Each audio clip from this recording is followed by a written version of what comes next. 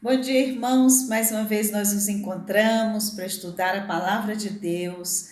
Um privilégio enorme que temos nesse país tão grande, tão belo que é o nosso Brasil, que é o privilégio de estudar a palavra de Deus com liberdade. E hoje nós, continuando nossos estudos nos livros de Reis, estamos estudando 2 Reis, capítulo 2. Há um tempo atrás eu ouvi uma frase, uma palestra, e o palestrante nos disse o seguinte: se você quer fazer grandes coisas, aprenda a caminhar com gigantes. Aprenda a se inspirar em grandes homens. E hoje eu quero pensar com você, meu irmão, sobre quem são os exemplos, quem são os gigantes a quem temos seguido, quem são os homens, as mulheres que têm impactado a nossa vida.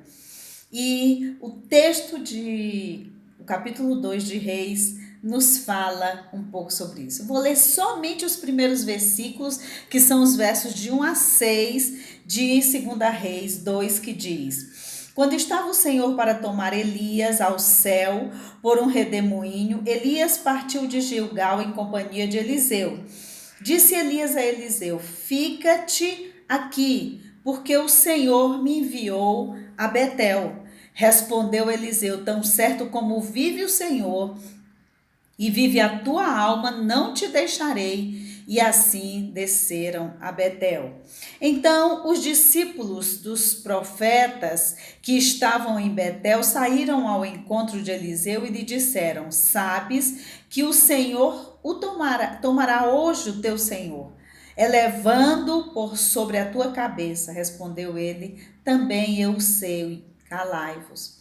Disse Elias a Eliseu: fica-te aqui, porque o Senhor me enviou a Jericó. Porém ele disse: tão certo como vive o Senhor e vive a tua alma, não te deixarei. E assim foram a Jericó. Versículo 5. Então os discípulos dos profetas que estavam em Jericó se chegaram a Eliseu e lhe disseram: sabes que o Senhor hoje tomará o teu Senhor, elevando-o por sobre a tua cabeça. Respondeu ele: também eu o sei, calai-vos. Disse-lhe, pois, Elias: fica-te aqui, porque o Senhor me enviou ao Jordão. Mas ele disse: tão certo como vive o Senhor e vive a tua alma, não te deixarei. E assim ambos foram juntos. Foram juntos. Irmãos, quando nós estudamos a vida de Elias e Eliseu, nós encontramos no capítulo 19 de 1 Reis, os irmãos lembram do versículo 19 até o versículo 21, o momento em que Elias chama Eliseu para segui-lo. E o texto bíblico nos diz que que Eliseu pede somente duas coisas a Elias: deixa-me dizer adeus aos meus pais. E Eliseu destrói todo o seu aparelho de trabalho, as juntas de bois, né, e os carros, queima-os, com a clara demonstração de isso está ficando para trás. Eu seguirei Elias, eu olharei para Elias. Elias agora é aquele a quem eu quero seguir. E isso, irmãos, fica muito claro nesse texto que nós acabamos de ler. Por 3 vezes Elias diz a Eliseu: fica aqui, porque o Senhor me mandou ir a Betel.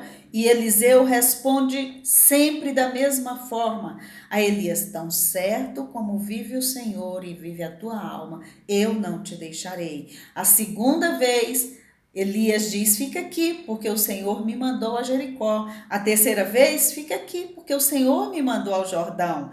E as 3 vezes, Eliseu responde da mesma forma: tão certo como vive o Senhor e vive a tua alma, não te deixarei, não te deixarei. Irmãos, nós vemos aqui na vida desse homem de Deus, Eliseu, determinação e convicção. Convicção de que ele devia seguir Elias, de que ele tinha sido chamado para estar com Elias.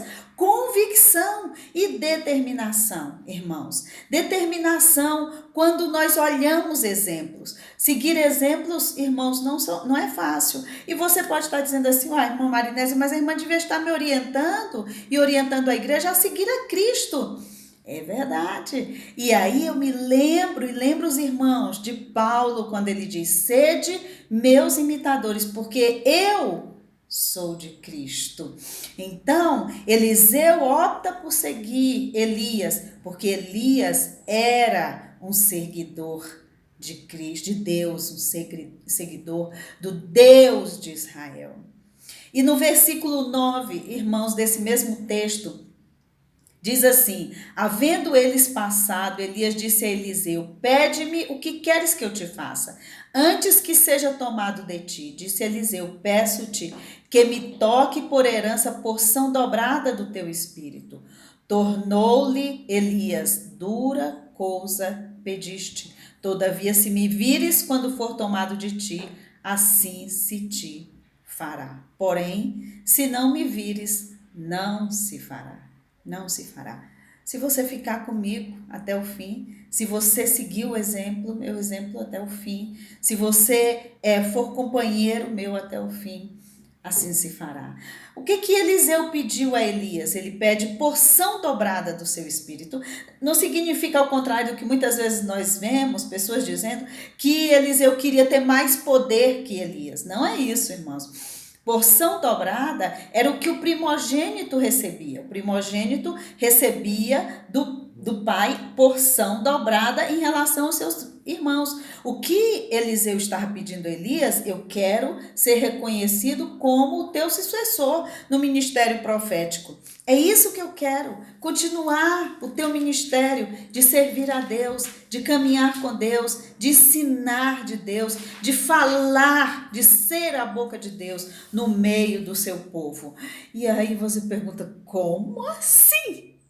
O que você está me pedindo? Tanta coisa para você me pedir. E a gente lembra de Salomão, não é? Que pediu sabedoria a Deus. Eliseu aqui pede, eu quero ser o continuador do teu ministério. E que ministério era esse, irmãos? O ministério de um homem, nós estudamos a vida de Elias. Um homem que vivia fugindo do rei de Israel, foi perseguido pela rainha, foi alimentado por corvos, entrou em depressão por causa do sofrimento e da perseguição. Um homem que no capítulo 1, nós vemos no versículo 8, dizendo que ele se vestia de pelos, não é? Não usava nenhuma roupa de marca, não é? Como nós muitas vezes valorizamos. É esse homem que para quem você olha? Ora, tenha paciência. Por que você não olha para reis? Eles são os verdadeiros gigantes. Será que eles são os verdadeiros gigantes? Não, irmãos. Eliseu olhou e seguiu o exemplo de um homem de Deus, um servo de Deus, um servo usado poderosamente por ser Deus. Esse foi o pedido de Eliseu e isso foi concedido a Eliseu. E eu disse aos irmãos em uma aula anterior que os estudiosos dizem que Eliseu foi o homem que mais fez milagres em sua vida, somente ficando atrás de Jesus Cristo. Um homem que escolheu bem o exemplo a quem queria seguir. E aí eu paro um minuto. Eu tenho lido esses dias um livro maravilhoso sobre a história de grandes homens de Deus. E é muito interessante como a influência de homens de Deus impactaram a vida de grandes homens de Deus. Uma dessas influências foi a história dos moráveis sobre a vida de John Wesley. Né? A história diz que John Wesley estava em um navio e uma viagem muito difícil, com grande risco de morte, e ele viu ali alguns morávios tranquilamente diante daquilo e ele foi chamado a atenção para aqueles homens, e aqueles homens mostraram a John Wesley que ele estava vivendo uma vida, uma religiosidade vazia. E John Wesley depois buscou conviver mais com aqueles homens e ele padronizou o metodismo, que ele foi o fundador da igreja metodista, conforme o que ele aprendeu dos morávios. A história diz de John Wesley que ele ganhou uma fortuna com seus livros e ele dedicou essa fortuna para a obra do mestre. E a história diz que, ao falecer, ele deixou 2 colheres, uma chaleira de prata, um casaco velho e dezenas de milhares de almas. Influência, irmãos, que fez um grande homem de Deus. A história conta-nos também de David Brenner, que foi um missionário entre os peles vermelhas, que morreu com 29 anos de idade. Mas a história diz que Guilherme Kerr leu a história da obra de David Brenner e consagrou a sua vida à obra de Cristo nas trevas da Índia. Todos nós conhecemos a história de Guilherme Kerr. A história diz que Roberto McChesney leu o diário de David Brenner, que viveu tão pouco e decidiu dedicar a sua vida aos judeus. A história diz que Henrique Martin leu a biografia de David Brenner e dedicou sua vida à obra de Cristo na Pérsia e na Índia. Influência. Quem você tem seguido? A história diz que David Livingstone ouviu de um missionário valente na China e ele orava por esse missionário com a sua mãe à noite, antes de dormir. E um dia ele ouviu uma mensagem de um missionário que foi missionário na África, chamado Robert Moffat.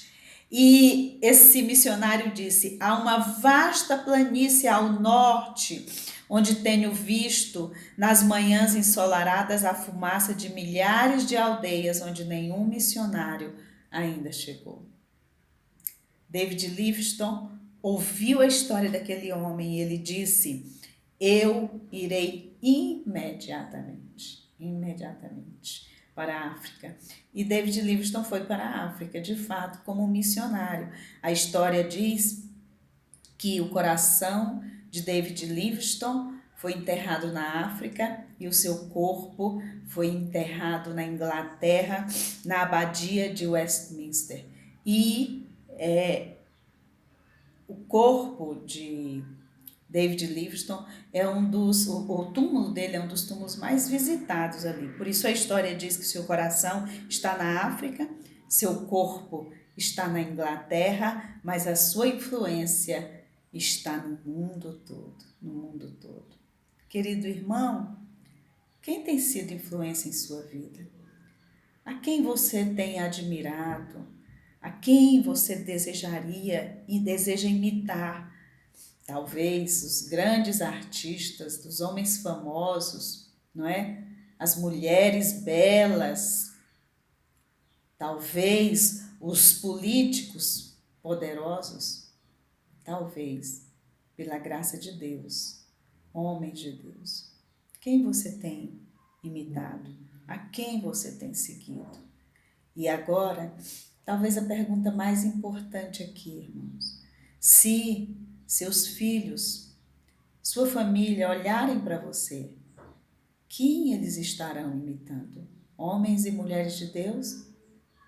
Ou simplesmente homens e mulheres que não sabem de fato que tem valor em nossa vida?